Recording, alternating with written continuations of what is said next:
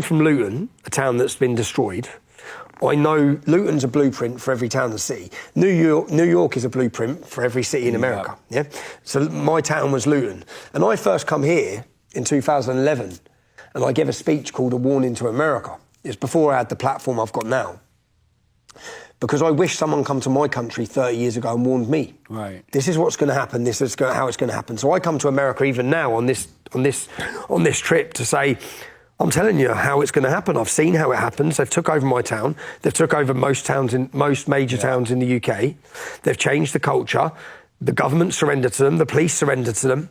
The influence and money that comes in from Saudi, Qatar, and Iran. It's a real problem. And if you don't get a grip on it now, you'll be in the position we're in, where our government don't know what to do. They're unwilling or unable to tackle this Islamic problem through fear. They don't know what to do. We've got 5 million Muslims who are not going to integrate or assimilate. Yeah. We've got 5 million. We've got a fifth column in the UK that hates us, and it's growing at a faster rate than any other community. Yeah. What are you going to do about it?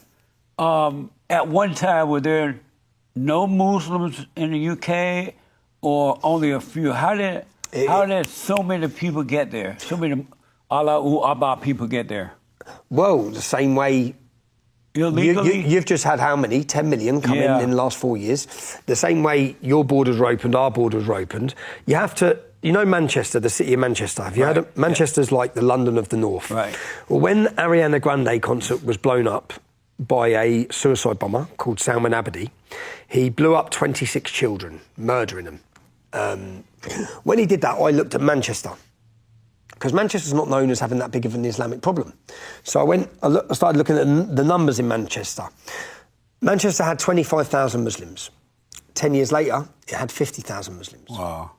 10 years later, it had 100,000 Muslims. Yeah? 10 years later, so it's doubling, okay? Now, Manchester only has 500,000 people.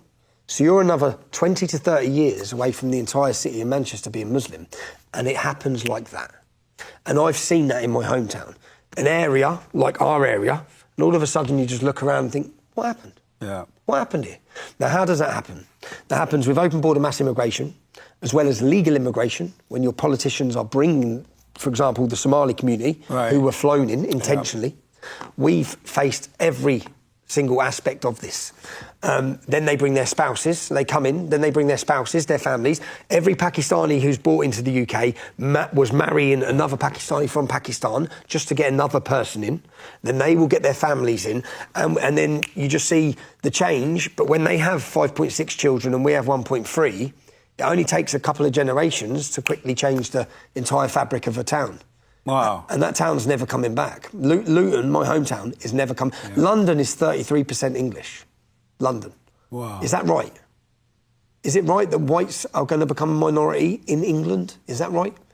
It's not right. And it wouldn't be right if if blacks become a minority in Nigeria. It wouldn't be right if Japanese become a minority in Japan. Are there more Allahu Akbar people in the UK than black people? Yes. Oh, you guys get black people from Africa and that kind of place, right? Yeah, we had Christian immigration, which worked. We had black immigration, which come into the UK. So my hometown, if you line us all up, we're all sons of immigrants, but black and white get on great. Right. It's just this one section. So there are more Muslims in the UK than black people?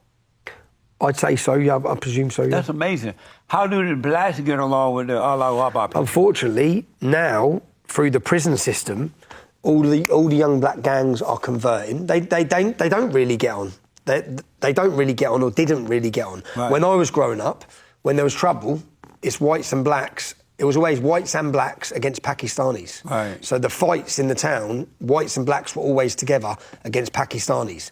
What Islam's then done now is converting many of the young black gang members. And they're doing it in your prison system here. They are, yeah. So then when they come out, say in Chicago, all the main gangs, they then become Islamic. Right. They then have a foothold and a stronghold, Islam. So in my hometown, in our area, Muslims couldn't get a stronghold in that area because people would rebel against them bringing heroin, because they all sell heroin. We don't, yeah? That's their drug. Right. So they'd bring heroin in and people would fight against them. But then once they start converting the gang members from our area in prison, they come out, all of a sudden, Islam has a stronghold in every estate.